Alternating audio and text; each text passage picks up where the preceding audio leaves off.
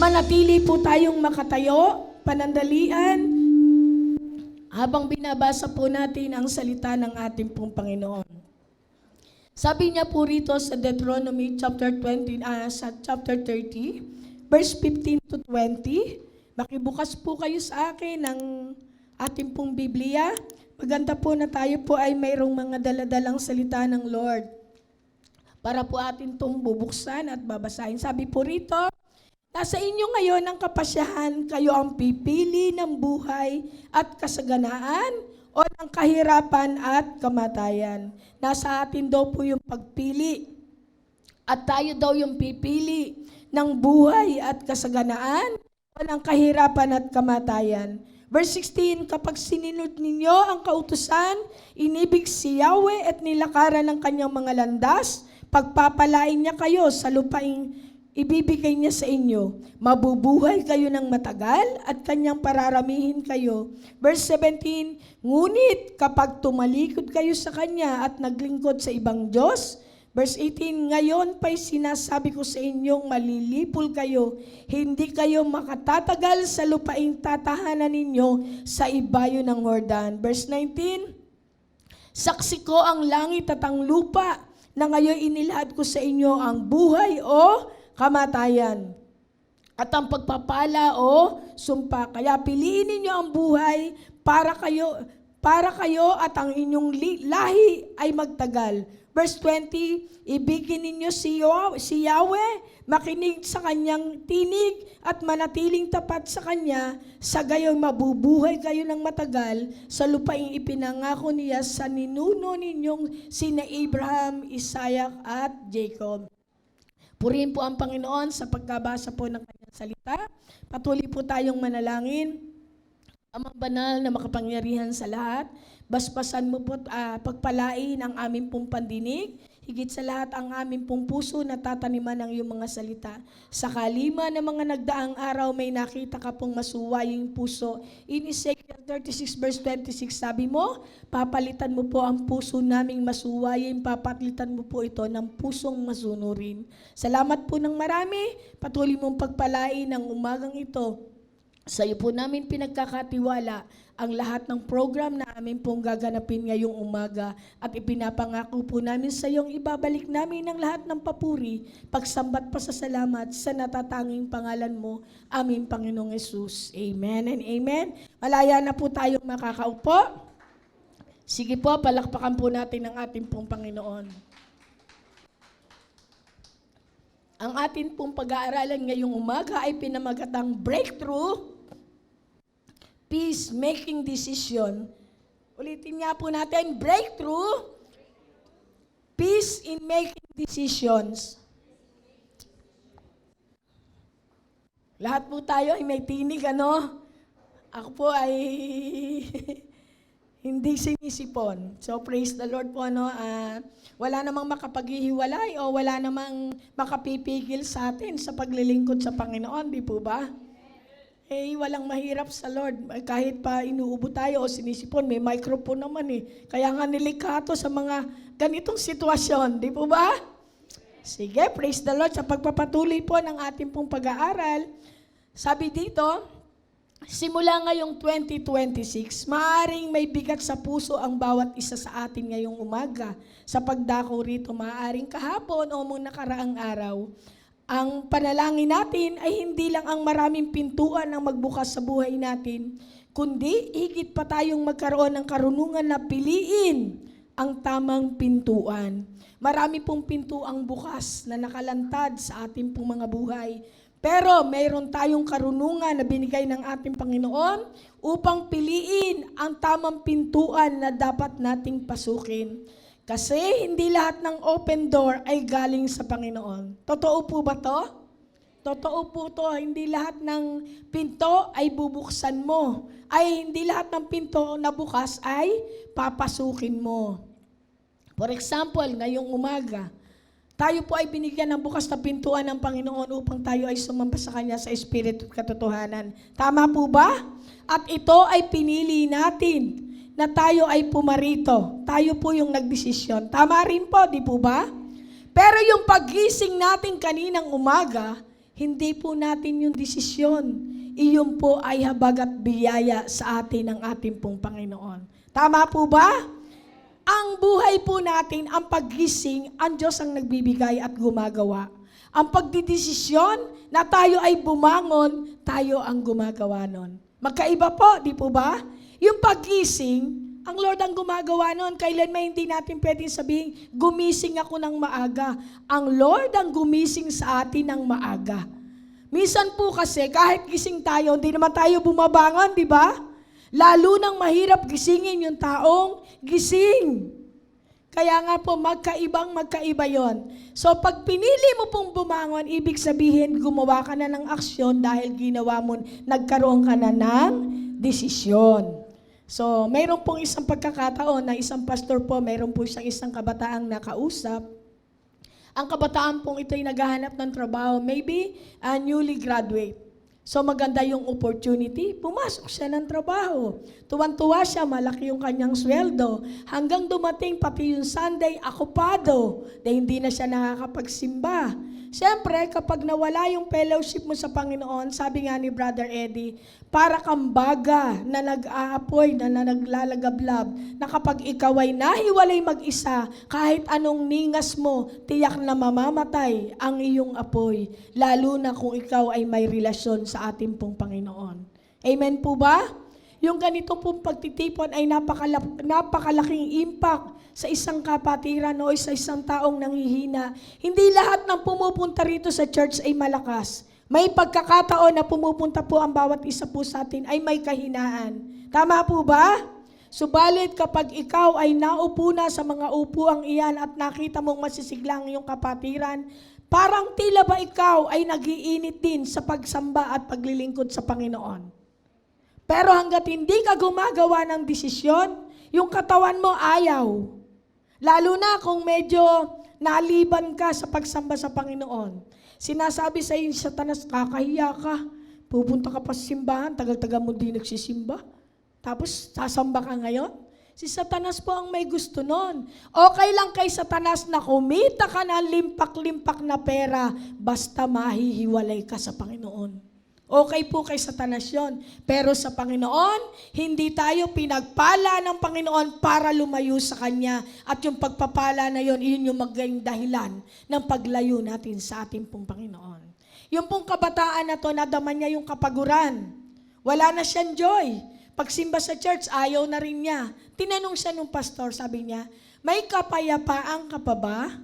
Sumagot po siya, walang-wala talaga. So nagkataon po, sabi nga nung pag-uusap nila, sabi niya, may peace ka pa ba tungkol dito? So sabi po nung kausap niya, medyo nag-isip siya at sabi niya, wala po talaga. Sayang naman, di ba, opportunity yon na siya ay binigyan ng trabaho ng Panginoon. Karaniwan po kapag walang trabaho, nanghihingi ng pagkakakitaan sa Panginoon. Kapag binigyan na ng trabaho at pinagpala, nakalimutan na yung nagpala, ang naalala na lang at ang kinakamkam ay yung pagpapala. Samantalang yung pagpapala, madali po yung maubos. Yung pera nga, sabi nga nung tauhan ko, sabi niya, Ate Oli, pag pinasahod mo ako, lumilipad lang yan. Sabi ko, talian mo yung pakpak, tanggalin mo yung bagwis para di makalipad. Sabi niya, hindi pwede, agila yun eh. Ay, lumilipad raw, sabi ko, wag mong paliparin. So, minsan po sa ating pong buhay, marami tayong pinagpapalit ng mga pansamantala, mga temporary, sa kung kasing halaga ng permanenteng kasiyahan, permanenteng kapayapaan sa ating pong Panginoon. Kaya yung pong nakausap na to ng isang pastor, pagbalik niya makalipas ang 6 na buwan, hindi na siya masaya, pagod na siya, malayo na ang loob sa Panginoon, at puno na ng pagsisisi. Hindi niya niwala ang trabaho, pero nawala ang kapayapaan sa kanya. Tama, kumita nga siya ng pera, pero yung kapayapaan na kailanman, hindi mo pwedeng kitain, hindi mo pwedeng bayaran, hindi mo pwedeng bilhin, hindi mo pwedeng hingin dahil sa Panginoon lang yun magmumula at sa kanya mo lang yung pwedeng hingin at siya lang ang pwedeng magbigay nun. Tama po ba? Minsan po, kahapon po ako po ay pinalad po kaming umuwi ng Bulacan. Umattend pa po kami ng seminar. First time ko pong mag-commute. Ang layo pala nun eh. So praise the Lord, nakauwi naman ako. At tuwan-tuwa po ako dahil nung pag-uwi namin sa Bulacan, may inaatake ng anxiety. So sabi ko, anong pakiramdam mo? Yung isip daw niya maraming inilalagay. May inilalagay na hindi niya kilala kasi unbeliever. Hindi niya alam kung sino naglalagay sa kanyang kaisipan. Nanginginig siya, ganun siya pag maraming tao. May anxiety siya. Sabi ko, meron bang ganun? Meron talaga. So ang nangyari sa kanya, nanginginig, pinasok ko siya sa kwarto. Sabi ko, ano mo kasama yung kanyang girlfriend? Pinag-pray ko siya. Sabi ko, alam mo, meron kang isang pwedeng tawagan at hinga ng kapayapaan at makapagbubunot ng mga kagulumihanan na yun sa iyong utak at isipan. Pinag-pray ko po siya, wala po, mas may boses pa po ako ngayon. So kailangan po So pinag-pray ko siya. Alam niyo po, nanginginig siya sa iyak. Nung after namin mag-pray, I believe na patuloy siyang palalayain ng Panginoon sa kanya pong kagulumihanan, sa kanya pong anxiety. Every time na may kasayahan, inaagaw ni Satanas yung sitwasyon na yon para siya'y maging malugami doon sa kwarto. Imagine mo, oras ng kasiyahan, doon siya papasok sa kwarto, sinasalakay siya ng kaaway. Kada raw may ganong sitwasyon. So na-discern, binigyan ako ng discernment ng Panginoon, hindi na yun normal. So yun ay gawa ng kaaway. Nagulat siya sa prayer. Tayo po ay may kapangyarihan to destroy all the works, the wiles of the devil. Amen po ba? We have the power and authority sa devil, pero ang devil walang karapatan sa atin. Dahil sa sabi niya sa Psalms 91 verse 13, maliwanag pa sa nakatala sa salita ng Lord na tayo kaya nating tapakan ang lahat ng gawa ng kaaway sa ating pong mga buhay.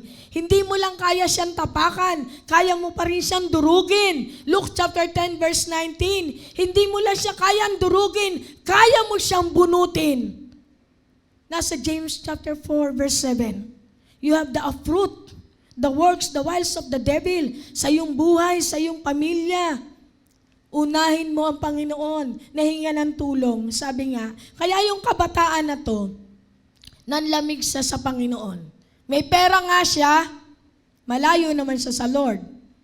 Ang pera po ay madaling ubusin, kagayang nasabi kanina. Lumilipad raw, lahat daw meron ng pakpak. Yung pang 100 bills natin, meron din no? Sabi niya, may nagbiro naman, sabi ni Brother Rico, gawin mo suso para mabagal. So sabi nga, totoo naman, di ba? Sabi ko, pwede siguro pagong. Sabi nga, hindi suso, para mabagal.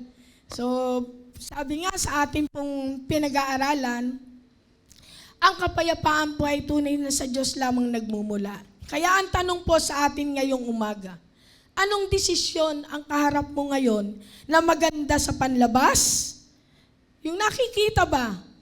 Pero mabigat sa loob. Maaring ngumingiti ka, pero deep inside, may dinaramdam ka. Maaring masaya ka. Hindi din natin nakikita, pero ang Lord, kilalang kilala tayo. Pwede pong maging ganon sa ating pong mga buhay. Subalit, ang realidad, kapag tayo po ay binasa Panginoon, imposibleng gumawa tayo ng mabuti ang outcome nito. O yung deep inside ay hindi mainam. Di po ba? Hindi pwedeng ang gawa mo'y mabuti, pero masama ang loob mo. Di po ba? Pwede namang maganda yung laman ng loob mo, hindi pwede itong magbunga ng masama. Dahil kung ano ang nilalaman ng ating pong puso, yun yung lalabas. At iyon yung ikapamumuhay natin. Kaya nga, sa pagkakataong ito, kung mayroon po tayong mga desisyon na kinakaharap ngayon, maganda sa panlabas, pero mabigat naman ang ating kalooban, hindi ito yung tunay na realidad. Kapag sinabing desisyon, ito ay may kaakibat na aksyon. Aksyong kailangan mong piliin ang pagpapala at buhay ayon do sa ating pong binasa. Panibaguhin ang iyong pangako sa Panginoon, sundin ang kanyang tinig at kumapit lamang sa kanya. Kaya nga nang sabihin ni Jesus, ni Moises, I have set before you today life and death. Hindi ito tula ang sinabi niya, hindi ang nakaraan mo, Hindi ang mga kaaway mo, hindi ang disyerto o ang magtatakda ng future mo, kundi ang mga desisyon mo. O kung mayroon ka man dinaranas ngayon, iyan ay ang dinesisyonan mo. Tama po ba? Yung mga nag-aaral, kaya ka nakatapos ngayon, yan yung dinesisyonan mong kurso. Kung engineer ka, inyero ka ngayon. Diba? Kung ikaw ay isang guro, iyan yung dinesisyonan mo, ikaw ay isang guro ngayon. Kung dinesisyonan mo ng mag-asawa, ikaw ay nanay na ngayon. Di po ba? So, yan po yung mga pagdidesisyon sa ating pong mga buhay. Kaya nang sabihin ni Moises, I have set you before you today, life and death. Hindi ito isang tula. Ang sinabi niya ay hindi ang nakaraan mo, hindi ang mga kaaway mo, hindi ang disyerto o yung katuyuan. Pag sinabi po kasing disyerto, may isip nyo mabato, masalimuot na pamumuhay ang magtatakda ng future mo, kundi ang mga desisyon mo. Kaya mahalaga ang mensaheng ito para sa atin sa 2026 na tong taon na to. Hanggang ngayon, nakatayo pa rin ang ating pong Panginoon sa gilid ng future mo at sinasabing, choose life. Sabihin mo nga, halimbawa ako, kagaya ko, personal po Yoli, choose life. Sabihin niyo po yung pangalan niyo. Sige po. Sige po. 1, 2, 3. Yoli, choose life. So kung ang pangalan niyo po ay Raul, choose life. Kausapin mo yung sarili mo, piliin mo yung buhay. Number 1, sa ating pong pag-aaralan, breakthrough peace in making decision. Breakthrough peace come when you realize God cares about your decision.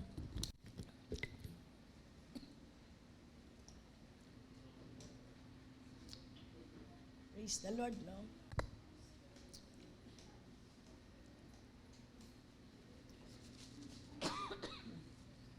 Sabi po ng Panginoon, darating ang breakthrough peace kapag naiintindihan mong mahalaga sa Lord ang bawat decision mo. Sabi sa Deuteronomy chapter 30 verse 19, tinawag ng Lord ang langit at lupa bilang saksi sa pagpili ng Israel. Ibig sabihin, hindi ito biro ang mga desisyon nila. Parang nasa korte sila ng langit. Tila sinasabi ng Diyos, hindi invisible ang mga desisyon mo. Nakikita, naririnig, at hinuhubog nito ang iyong kinabukasan. Totoo naman po, anumang nangyayari sa atin ngayon, ito ay mga dinesisyon na natin ng mga unang panahon. Kapag alam mong seryoso ang Diyos sa choices mo, hindi mo na ito gagawin ng pabara-bara. Ibig sabihin, yung bahala na. Magdidesisyon ka na walang klarong patutunguhan. Halimbawa, pwede ka ba sa ibang lugar na bahala na kung saan ka makarating? Sasakay ka sa isang sasakyan, alam mong may destinasyon kang pupuntahan. Tama po ba? So yung ating pong mga desisyon, napakalaki po yan ng impact sa ating pong mga buhay. Hindi lang yan basta parang bata, pag nag-away, mamaya bati na sila. Ang desisyon po ay hindi ganon. So sa ating pong mga buhay, maging maingat tayo sa pagpili, lalo na sa mga major desisyon ng ating pong mga buhay. Sa mga kabataan, pag-aaral po ang dapat desisyonan. Hindi po pag-aasawa. Di po ba? May tamang panahon dyan. Sabi nga, hindi minamadali ang pangmatagalan na desisyon sa ating pong Panginoon.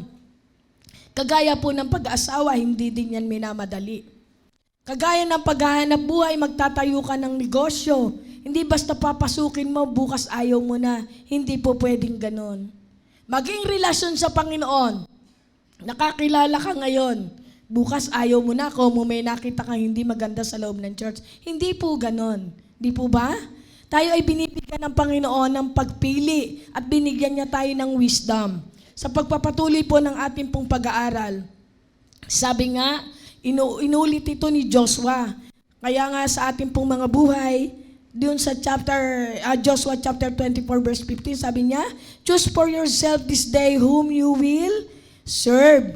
Kaya dapat daw po sa ating pong pagdidesisyon, dapat maingat po tayo dito.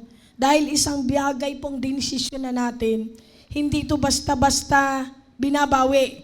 Dinesisyon na nating makipagrelasyon sa Panginoon, isang araw bibitiw tayo. Hindi po pwedeng ganon. So sabi po rito sa pagpapatuloy, nakikita ng langit ang mga dahilan na pinalulusot mo. Hindi lang tinitingnan ng Diyos ang ginagawa mo, kundi kung bakit mo ito ginagawa. Ito po yung napakahalaga, yung tinatawag na motibo ng ating pong puso. Ang tunay na kapayapaan ay hindi sa pag-iwas sa mga konsekwensya, kundi sa paggalang sa ating pong Panginoon.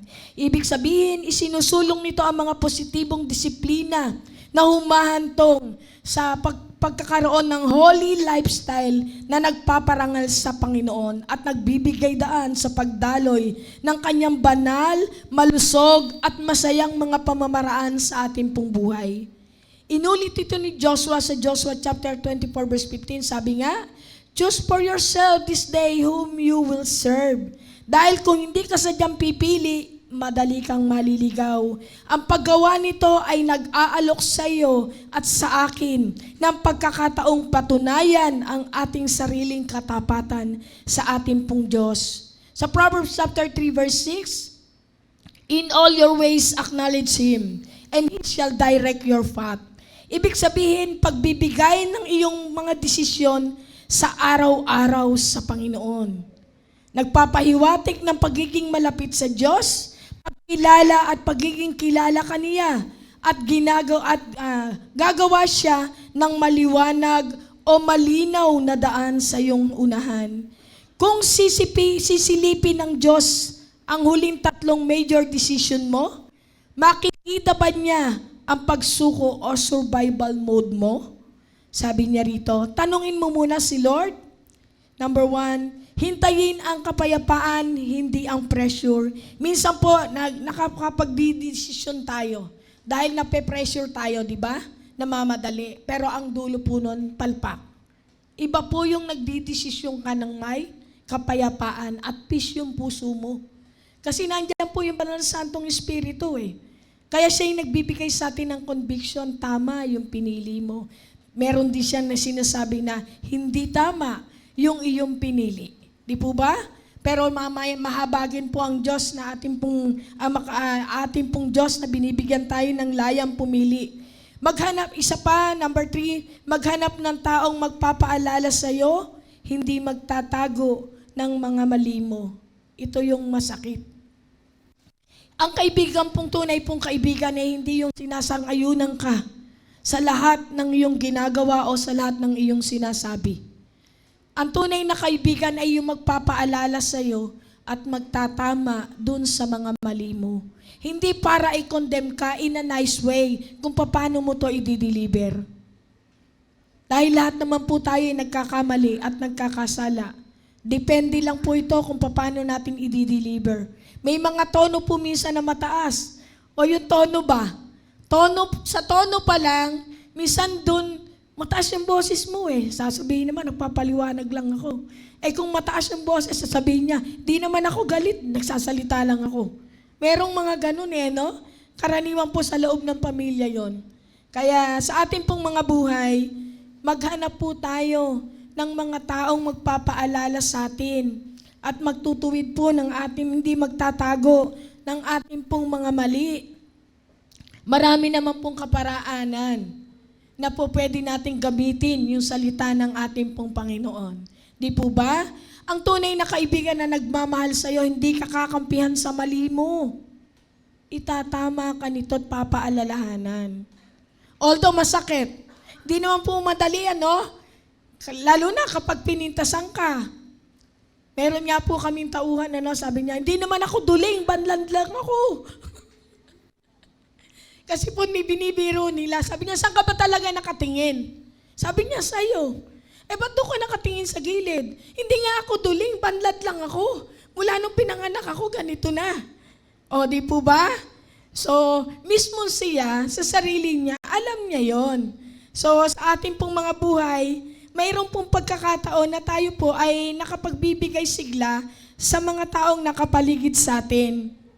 Number 2, Breakthrough peace comes from alignment, not convenience. Darating ang breakthrough peace kapag naka-align ka sa kalooban ng Panginoon at hindi sa kung ano ang madali.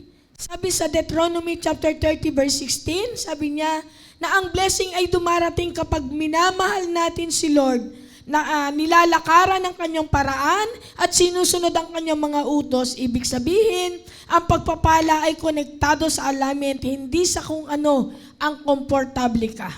Hindi ipinangako ng Diyos ang madaling daan, ang ipinapangako niya ay ang tamang daan. Ang kapayapaan ay hindi galing sa kung ano ang masarap sa pakiramdam, kundi sa kung ano ang naglalapit sa iyo sa ating pong Panginoon. Bihirang mag-shortcut ang kalooban ng ating pong Panginoon. Ang maginhawa ngayon, pwedeng maging gapos o kahigpitan bukas. Nauuna ang alignment bago pa ang multiplication.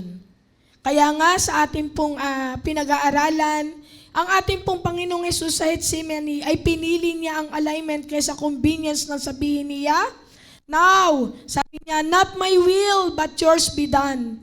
Masakit yun para sa kanya, pero sa piniling desisyon ni Jesus na sumunod, iniligtas niya ang mundo. Kasali ka pa, isinali pa tayo at ang ating pong pamilya. Amen po ba? So talagang kailangan nating naka-align lagi sa ating pong Panginoon. Kagaya po ng dinanas ng ating pong Panginoong Hesus, hindi niya pinagkait yung kanyang buhay upang minsan pa tayo ay magkaroon ng kaligtasan. Napakahalaga po na nakalinyada tayo sa ating pong Panginoon at sa kanya pong kalooban. Sa Isaiah 48 verse 17 sinabi niya, I am the Lord your God who teaches you to profit, who leads you by the way you should go. Pinipili mo ba ang akma sa damdamin mo o ang akma sa direksyon ng Panginoon sa buhay mo? So, may pagkakataon po na sa ating pong buhay, hindi tayo nakakapili ng tama dahil tayo na rin yung may kakaulangan. Hindi natin pinakikinggang mabuti yung tinig ng ating pong Panginoon. Siya po ay naririnig natin sa pamamagitan ng pagbabasa ng kanya pong mga salita. Alam niyo po, napakapalad po natin. Sino ba naman tayong tao upang iwanan ng makapangyarihang salita ng Lord? Di po ba? Lahat ng kailangan mo nandito. Kailangan mo ng karunungan. Hanapin mo yung sinasabi ng Lord na nagbibigay ng karunungan. Kaya lang yung iba walang panahon na maghanap ng kalooban ng Panginoon dito sa kanyang salita. Nakakalungkot po, sabi nga ni Brother Eddie, nag-aat pumali tayo, ginagawang gabi yung araw ginagawang gabi, upang madagdagan lamang yung ating mga pangangailangan. Subalit sinabi ng Panginoon, hindi kita iiwan, hindi kita pababayaan. Di po ba? Doon pa lang, hindi ka lang nakasandar sa pader, nakasandal ka pa sa Diyos na makapangyarihan. Di po ba? Yung pader na yan, pag bumagyo yan, pwede yang matanggal, pwede yang mabuwag. Pero kapag ikaw ay nakasandal sa makapangyarihan, ano ang panama ng hangin at bagyo sa iyo? Di po ba? Kakampi mo ang Panginoon sa lahat ng oras ng iyong buhay. Lagi siyang naririyan. Kaya po sa ating pong pagpapatuloy, bago ka tumanggap ng anumang oportunidad ngayong 2026, tanungin mo ang sarili mo. Mas pinalalalim ba nito ang iyong pananalangin or prayer life? Mas pinalalakas ba nito ang obedience mo sa ating pong Panginoon? Mas inilalapit ka ba nito sa Panginoon o unti-unti kang nilalayo kung ano man yung mga bagay na to? Kaya po napakasarap po na sa ating pong Panginoon ay nakikipag-usap. Minsan po ako ay nagtanong sa Lord. At ito po ay meron ako na-share na January 1. Nag-share po ako ng salita ng Lord, siguro almost 3 hours. New Year yon. Sabi niya, paano ba ginagawa mo pag nawawala ka sa presensya ng Lord? Siya muna yung tinanong ko, ikaw, paano mong ginagawa na ibalik yung presensya sa iyo ng Panginoon? Ano yung ginagawa mo? Sabi niya, humihinga ako ng malalim at sinasabi ko, let go, let God. Humihinga daw siya ng malalim. Sabi niya, let go, let God. Nakakabalik daw siya sa presensya ng ating pong Panginoon. Sabi niya, ikaw naman, paano ka bumabalik? sa presensya ng Panginoon. Ang presensya po ng Panginoon ay tunay na minsan talagang nawawala tayo. Hindi po lagi tayong nakababad. Masarap nga talagang laging nakababad sa presensya ng Panginoon. Pero may pagkakataon na tayo po ay nalalayo. Siyempre po, nandito pa po tayo sa mundo, no? Pero ang maganda po doon, ikaw ay binibigyan ng pagkakataon sakali mang ikaw ay nalayo. May pagkakataon kang bumalik. Kung saan lugar nararanasan mo at nakakalagok ka ng presensya ng ating pong Panginoon. May kanya-kanya po tayo. No? Ako po, bumabalik yung presensya na yun, yung fire sa pagbababad ko sa salita ng po ng Panginoon at pananalangin. Kanya-kanya po tayo. Yung iba po, umaawit. Tama po ba? Yung iba, nagsishare ng salita ng Lord. Sa pamamagitan nun, nararanasan niya yung presensya ng ating pong Panginoon. So yung mga bagay po natin ginagawan dinisisyonan ngayon, ito po ay tatanungin natin, ito ba ay nagpapalapit sa iyo o nagpapalayo sa ating Panginoon? Kapag po ito ay nagpapalayo, gumawa ka na po ng aksyon. Dahil malayo ka na sa lahat ng bagay, huwag lang sa Panginoon. Delikado po iyon. Akala po natin minsan, ang tao po likas na mayabang, tama po ba? Akala niya lahat ng bagay kaya niya. For example, sa kabataan, tama, kaya mo lahat ngayon, malakas ka. Pero pagdating mo ng edad namin, pagdating ng mga edad natin, yung mga kabataan po rito, pasalamat po kayo at pagsumigapan yung paglingkuran ng Panginoon sa inyong lakas. Darating ang panahon, nakagaya rin namin kayo, na sa ganitong edad, maglilingkod pa rin tayo sa Panginoon. Di po ba? Walang ayawan. Di po ba? Palakpakan po natin ang ating pong Panginoon. Sabi nga, yun daw pong prayer meeting ay pang senior lamang. Di po yun totoo. Dahil kahit kabataan ka, kailangan mong manalangin sa Panginoon. At mamaya po, tatapik po natin yan, bakit kailangan mong manalangin sa ating pong Panginoon. Sa pagpapatuloy po, sabi dito, maigi daw po yung January, panahon ng fasting ngayon, di po ba? Noong January, noong December, fast eating yan. Sige, kain ng kain. Saka na mag-fasting kapag dating ng January kasi wala nang handaan nun. Gano'n naman talaga eh. Magpapalaki ng magpapalaki, saka magpapaliit. Mahirap pong habulin yun. 1 kilo lang, ang tagal nun tanggalin. Hindi kakasya ang 1 linggo. So sa biyaya at habag po ng ating pong Panginoon, maganda raw po na sa kapanahunan ngayon, maganda raw po tayo ay mag-pass. Saan? Maganda rin po sa pagkain. Sabi niya rito, mag-pass ka mula sa iyong convenience. Katulad ng saan? Pagbababad sa social media, paglalaro ng mga online games, kasama rito ang pagkain. Sabi nga, ngayon linggo, palitan mo ito ng pananalangin, pagbabasa ng salita ng Lord at paglilingkod sa Kanya. Makikita mo kung papaano lalalim ang iyong kapayapaan kapag mas lalalim ang alignment mo sa ating pong Panginoon. Fasting muna. Saan? Sa online games? Sa social media? Minsan po kasi, kagaya nga nung naikwento ko no, pag naiwanan yung cellphone, papagrab pa. Pag naiwanan yung Biblia, bayaan mo na. Diba? Minsan po, si Simbano, naigayak na lahat. Ang Biblia nandun. Sa ilalim ng lamisita, o sa ibabaw ng lamesa, o sa loob ng aparador. Sino magbabasa noon? Hindi magbabasa yung daga at ipis. Diba? Yung alikabok, hindi rin. Ibinigay yun ng Panginoon para sa atin. Di po ba? Biruin mo, nakalimutan yung cellphone, papagrab pa talaga. Pero yung Biblia niya, okay lang, naiwanan niya. Samantalang, yung bag niyang dala-dala, ano ba kayang baguhin ng bag niya sa buhay niya? Samantalang kung Biblia mo, dala mo sa bag mo, kayang baguhin ang buhay mo. Di ba? Palakpakan po natin ang ating pong Panginoon.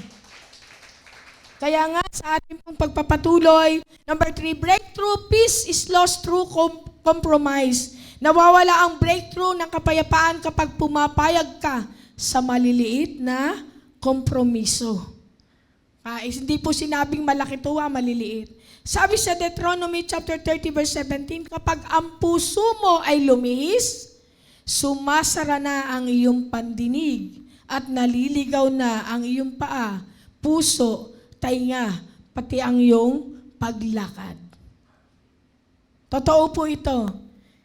Siyempre, kapag nagsara na ang iyong puso, ang iyong pandinig, paniniwalaan mo na lang yung gusto mong madinig. Nakasara na yan eh. Nakalak na. Meron ng naka-store na kung ano yung gusto mong paniwalaan, iyon na lang. Wala nang makapapasok pang iba. Kaya nga po sa ating pong mga buhay, napakainam po na wala namang kasing gumigising na gustong sirain ang kanyang buhay. Tama po ba? Nagsisimula ito kapag ang konsyensya ay binabaliwala at ang obedience ay napapalitan ng dahilan. Sabi nga, hahanap ka talaga ng dahilan kapag ayaw mo. Gagawan mo talaga to ng dahilan, hahanap ka. Pero kapag ginusto mo, tiyak gagawan at gagawan mo to ng paraan. Amen po ba? Kahapon po ay merong naganap na life group evangelism doon, seminar doon po sa Valenzuela. Malayo po pala yun, nag-commute lang ako eh. Eh di po ako marunong mag-commute, pauwi, mag-isa ako. Sabi ko, paano ba ako uuwi nito? Sakay ako, malayo pala yun, papunta pa ng MRT. So, ang kompromiso po, di ko po ito tinatawag na kompromiso, pagkakataon ko po ito eh. So, ang lakad namin, papuntang Bulacan, tapos meron pa kami seminar. Sabi ko, anong ba unahin ko talaga rito? Pupunta pa kami ng Bulacan at uuwi pa kami. Natutuwa po ako sa Panginoon. Nung pong pinuntahan ko yun, nandun ako. Eh of course, si Senator Joel may parapol pa. Ang daming bigas kayang nakaparada.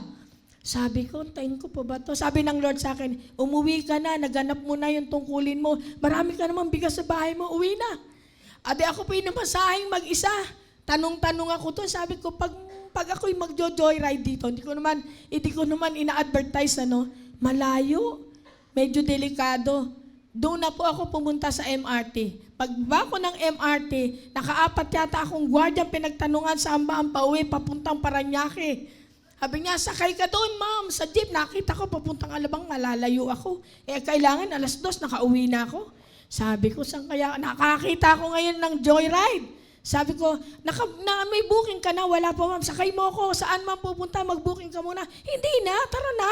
Kasi nagmamadali ako. Sabi niya, i-search mo yung lugar namin, ganyan-ganyan. So sa makatuwid po, nakauwi naman po ako sa biyaya at habag ng Panginoon. At hindi ko tinatawag na kompormiso yung akin pong pinuntahan. Ang matindi pa rito, magtuturo ako ngayon. Eh ganito yung boses ko. Sabi ko, Lord, walang makakapaghiwalay sa'yo, bibigyan mo ako ng boses. Hindi mo pangangatiin yung lalamunan ko. Sabi ni Satanas, tuturo ka ganyan ang boses mo. Eh bakit? Hindi naman sa'yo nanggaling yung boses ko as a Lord. I approach you in Jesus' name. Lumayas ka.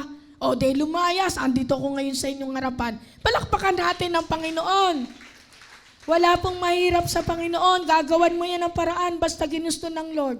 Wala pa po akong tulog. Nagbabantay ako sa oras. Nauna pa ako sa alarm clock. Sabi ko, ano ba naman to? Pero mabuti ang ating pong Panginoon.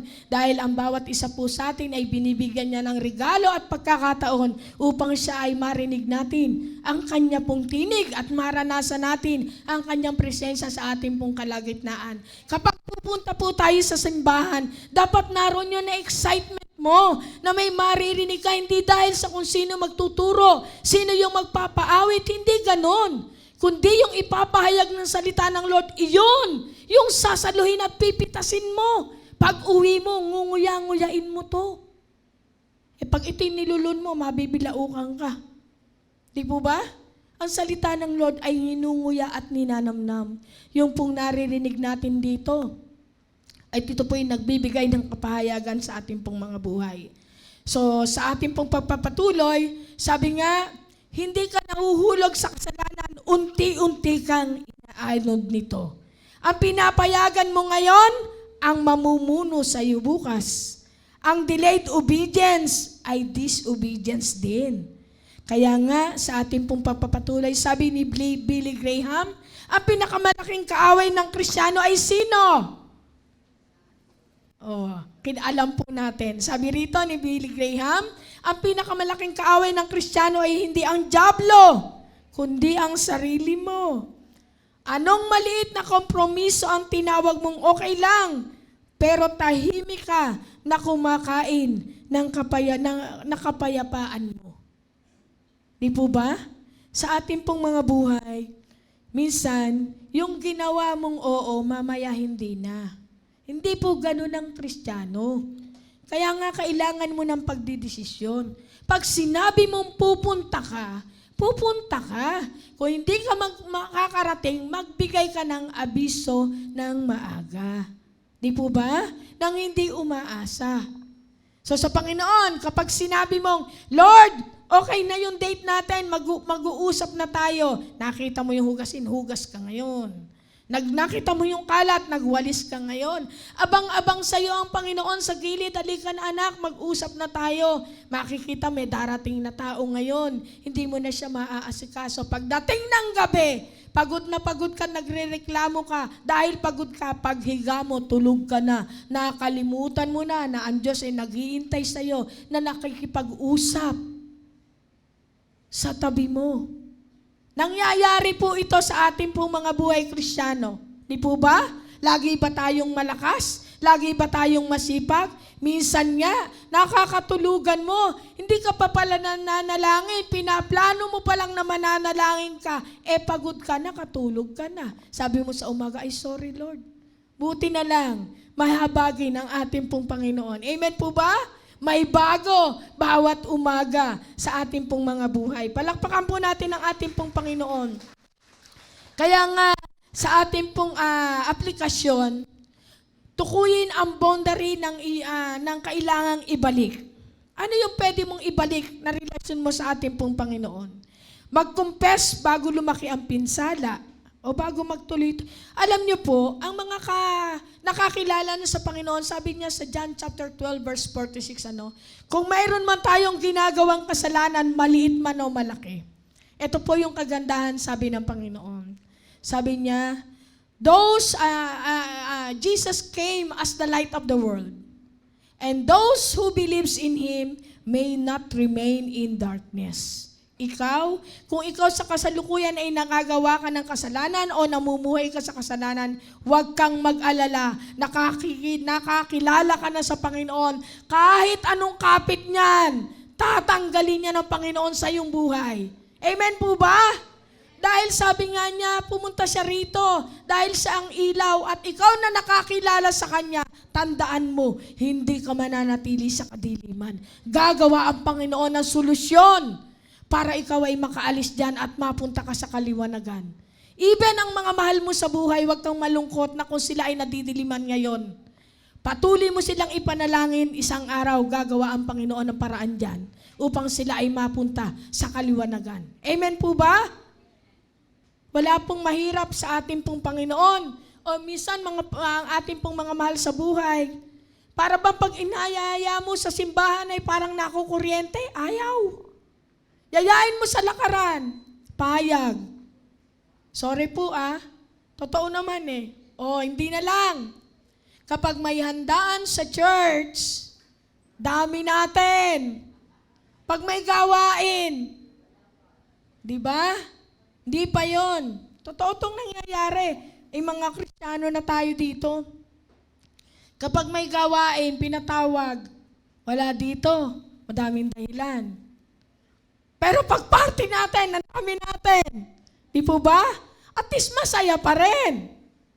Kaya nga sa ating pong mga buhay, hindi naman tayo magpa-plastikan dito dahil tayo ay mga anak na ng ating pong Diyos. Sabi nga, kung ganyan man tayo ngayon, may pagkakataon, mababago rin ang ating pong buhay at pananampalataya sa ating pong Panginoon. Amen po ba?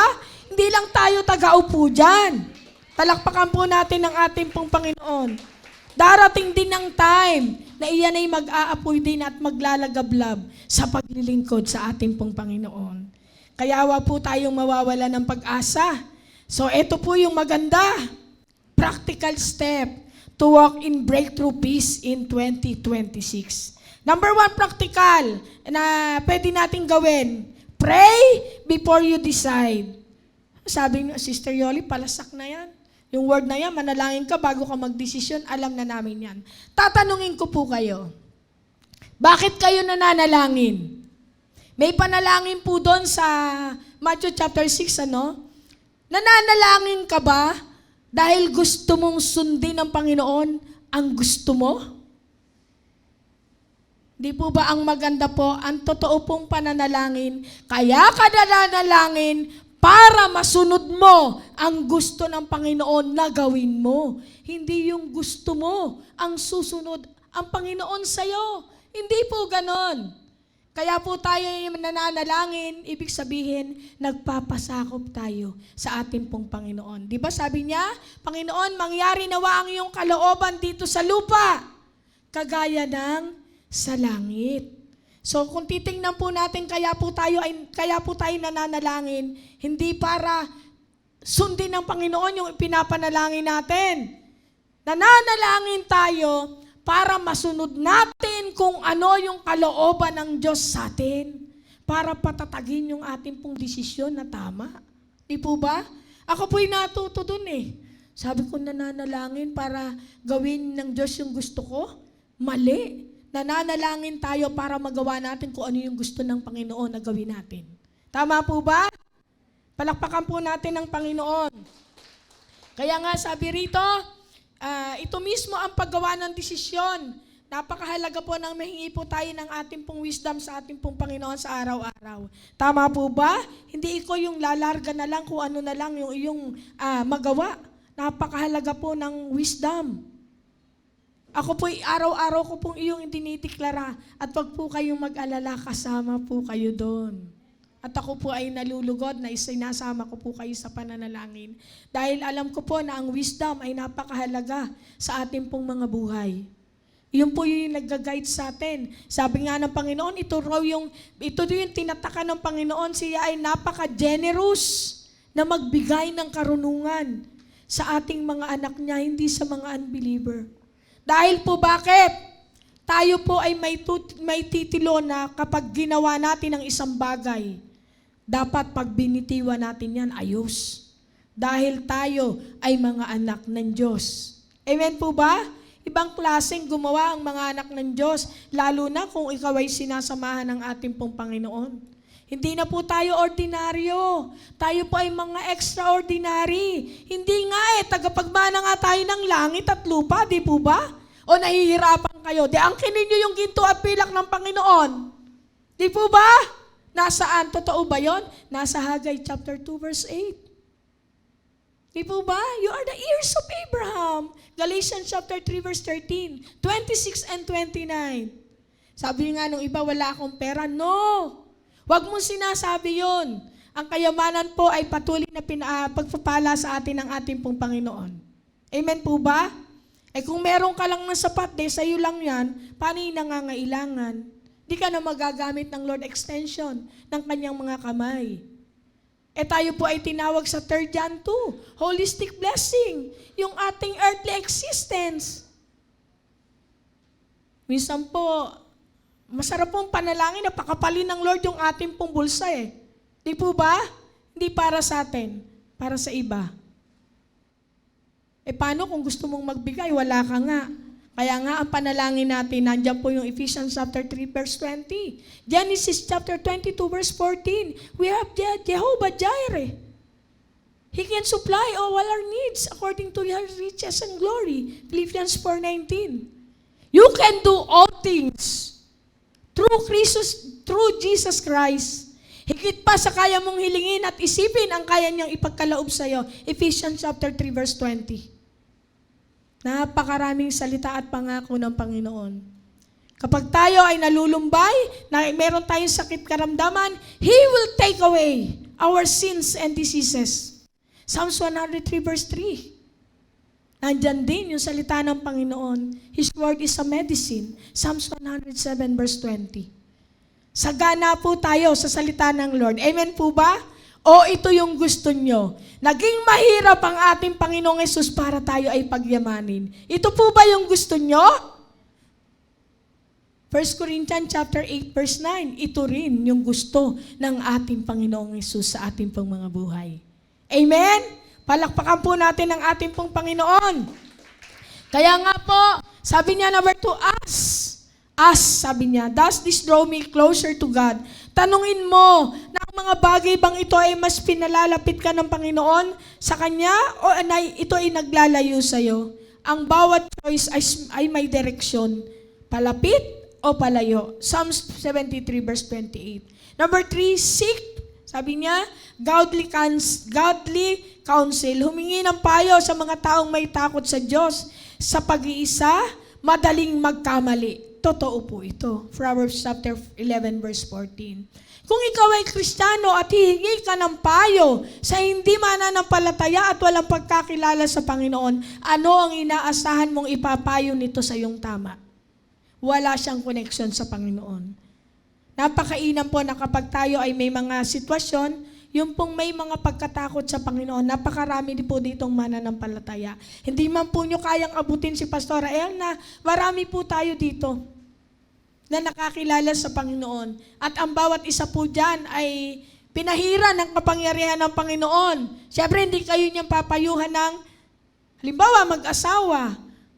Payuhan ka ng mundo, ano sabi sa'yo? Hiwalayan mo na yan. Ang sasabihin sa'yo ng Kristiyano, ang pinagsama ng Diyos ay hindi pwedeng paghiwalayin ng tao. Ibang-iba ang salita ng mundo sa salita ng Lord. Ang salita ng mundo, wawasakin ka nito. Ang salita ng Lord, bubuuin ka nito. Ang salita ng mundo, panghihinain ka. Ang salita ng Diyos, palalakasin ka. Amen po ba? Ang salita ng Lord ay patuloy na magbibigay sa atin ng pag-asa, kapayapaan, at kaginhawahan. Ito na po yung matindi. Number 4, obey. Even when it hurts, sumunod ka kahit masakit. Dahil ang kapayapaan ay bunga ng pagsunod. Masakit man minsan ang pagsunod, pero dito nagmumula ang tunay na kapayapaan. Amen po ba? In John 14 verse 27, even John 16 verse 33. Sa ating pong pagtatapos, aking kapwa mananampalataya at tagalangit, hindi lang tayo binigyan ng Lord ng impormasyon ngayon. Binigyan niya tayo ng imbitasyon. Natutunan natin ang breakthrough na kapayapaan ay dumarating kapag alam mong mahalaga ka sa Panginoon at ang iyong pagpili. Pinipili mo ang alignment kaysa convenience. Iniiwasan mo ang kompromiso. Namumuhay ka sa panalangin, counsel at pagsunod. Ang taong ito ay hindi basta mangyayari. Ito ay pipiliin mo. Pipili ka. Pipili tayo talaga. Ang hamon sa ating pong kalagitnaan, sabi niya, hanapin mo ang ating Panginoon, isulat ang tatlong tanong. Isulat ang tatlong pinakamalaking desisyon. Desisyon mo sa buhay mo, sa pamilya mo. At huwag kikilos hanggang mapalitan ng kapayapaan ang iyong pressure. Sa Isaiah 32 verse 17, the work of righteousness will be peace. Naway ang pagsunod natin sa Panginoon ngayon ay magbunga na panghabang buhay na breakthrough. Hindi lamang breakthrough sa kapayapaan. Alam niyo po, yung susunod na 1 taon, napakaganda po. Nakita ko po sa manual, nauna na, no? At least ma-excite po kayo. Ma-excite po kayo sa mga darating na buwan. Na yung tema po natin, hindi lamang kami, kundi bawat isa sa atin ay patuloy binibigyan ng kakaibang regalo ng ating pong Panginoon. At ito po ay magpapatuloy. Imagine nyo, January ngayon hanggang December. Kaya pagpunta nyo po rito sa church, ma-excite kayo sa inyong mga maririnig. Hindi po ng aming pong mga boses o hindi ng aming mga salita, kundi sa bawat salita ng Lord na ilalapag sa ating pong mga buhay. Amen? At ito po ay kung sakali mang ngayon ay January, lumalanding na ngayon, papalapag ang papuntang February. At may darating po tayong anointing. Be ready, church. Napakahalaga po nun at napakainam po sa ating pong mga buhay. Kapag lumalanding na, kagaya ng eroplano, ano po ang naiisip nyo? Papababa na, papalapag na ang mga breakthroughs na hinanda ng ating Panginoon sa ating pong mga buhay. Amen? Dapat tayo rin pong mga Kristiyano, hindi ka tameme kapag ikaw ay nalulungkot, Nakikiayong ka na rin, nalulungkot ka. Sabi ni Satanas, kawawa ka naman. Sabi mo nga, oo nga. No, hindi ganun. Labanan mo. You have the power and authority to destroy all the works, the wiles of the devil.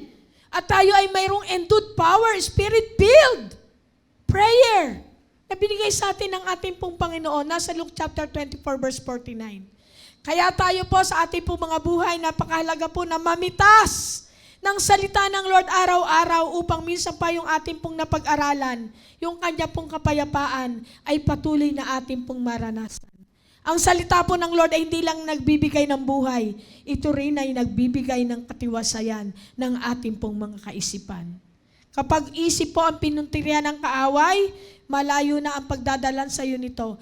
Subalit, sabi nga ng 1 Corinthians chapter 2 verse 16, kapag pinapuno mo ang iyong isipan ng Panginoong Yesus, ano kaya ang magiging resulta nito?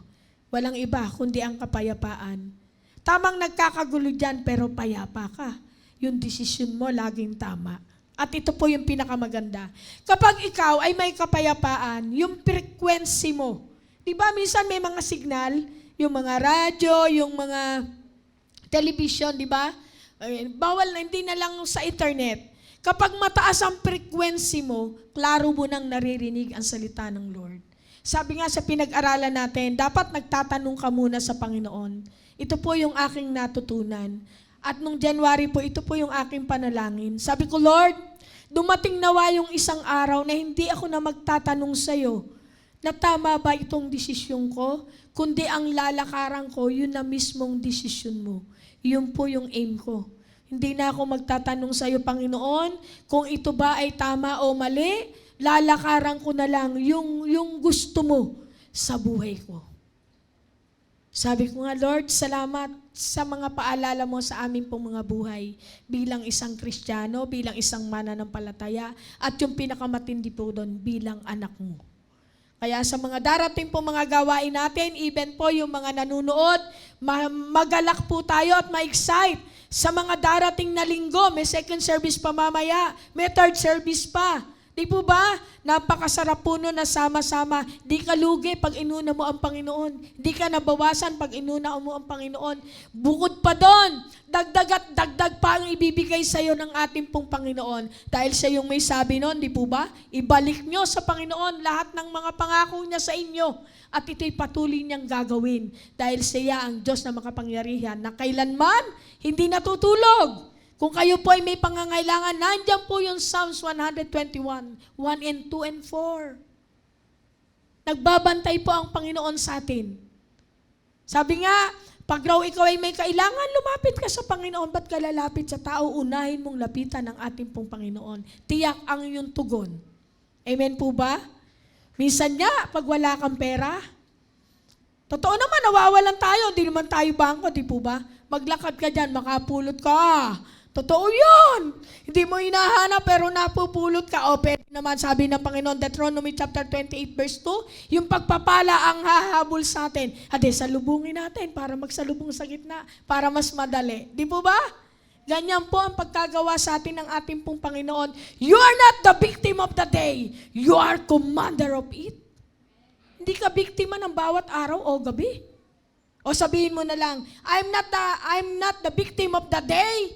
I am a commander of it. Commander ka ng iyong araw at gabi. Dahil ikaw ay may otoridad na binigay ng kapangyarihan ng ating pong Panginoon. Amen? So, tayo po tayo, parang nawili tayo sa pakikinig ng salita ng Lord, no? So, presensya po yan ng ating pong Panginoon. So, napakabuti po na tayo po ba ay may mga napitas at tayo po ay may ngunguyain pag uwi natin mamaya sa ating pong tahanan. Amen po ba? Ang bawat isa po sa atin na nakakarinig ng salita ng Lord at yung mga wala dito ngayon sa ating pong mga kapamilya, di po ba ang ginagawa nyo, lahat ng narinig nyo rito, isineshare nyo pag uwi? Di po ba? Ang natanggap nyo ngayong kapayapaan sa ating pong napag-aralan, iyan din yung pasalubong nyo. Iyan yung take home natin para sa ating pong mga mahal sa buhay. Amen po ba? Ibigay niyo po ngayon yung pinakamasarap na ngiti sa ating pong Panginoon, kasama po ang malakas na palakpak sa Diyos na buhay. Sige po. Thank you. Lord. Maraming pong salamat, Ama Banal, sa pagheli mo sa amin sa iyong kandungan. Salamat po, Panginoon, sa refreshing spirit na patuloy mong ipinaranas sa amin. Salamat po, Panginoon, tinanggal mo ang mga nakatimong kagulumihanan sa amin pong mga kaisipan at ito'y patuloy mong tinaniman ng kapayapaan. Salamat po sa iyong dalawang kamay na patuloy na yumakap at nagheli sa amin sa iyong kandungan. Napakasarap maranasan ng ganitong pagkakataon. Ama, sa iyong harapan, kung pwede nga lamang, O God, na ganito araw-araw, bawat saglit, ang kami po ay nasa iyong kandungan, anong inam, anong sarap ng pakiramdam. Salamat po ng marami sa iyong mayamang habag at awa sa amin pong mga buhay. Binibigyan mo kami ng kapahingahan at tunay na kapayapaan na kung saan mararanasan lang namin ito sa iyong kandungan. Salamat po, Panginoon, sa napakatamis na presensya mo at pag-ibig at napaka-refreshing, Panginoon, na iginawad mo sa amin pong kalagitnaan. Salamat, Panginoon, isinama mo kami sa mga tupang iyong pinapastulan upang magkaroon kami ng kapahingahan. Salamat sa iyong mga salitang binitiwan sa aming kalagitnaan na patuloy naming nanamnamin habang kami ay nabubuhay.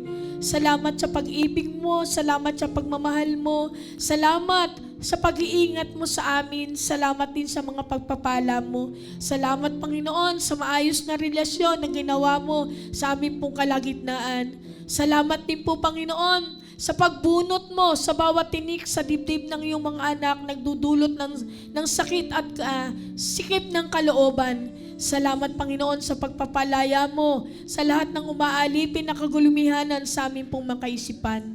Minsan pa, Panginoon, ito po ang amin pong pinangako sa iyo. Ibabalik namin sa iyo ang pinakamatamis na papuri, pinakamatamis na pag-alala ng iyong kalwalhatian at karangalan na patuloy, Panginoon, nais naming ibalik sa iyo.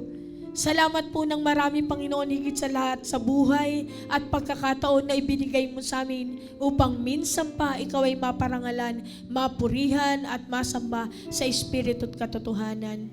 We love you, Father God. We love you, our Lord Jesus Christ. We love you, Holy Spirit. Sa iyo ang lahat ng papuri at pagsambat pasasalamat sa pangalan mo, aming Panginoong Hesus. Amen.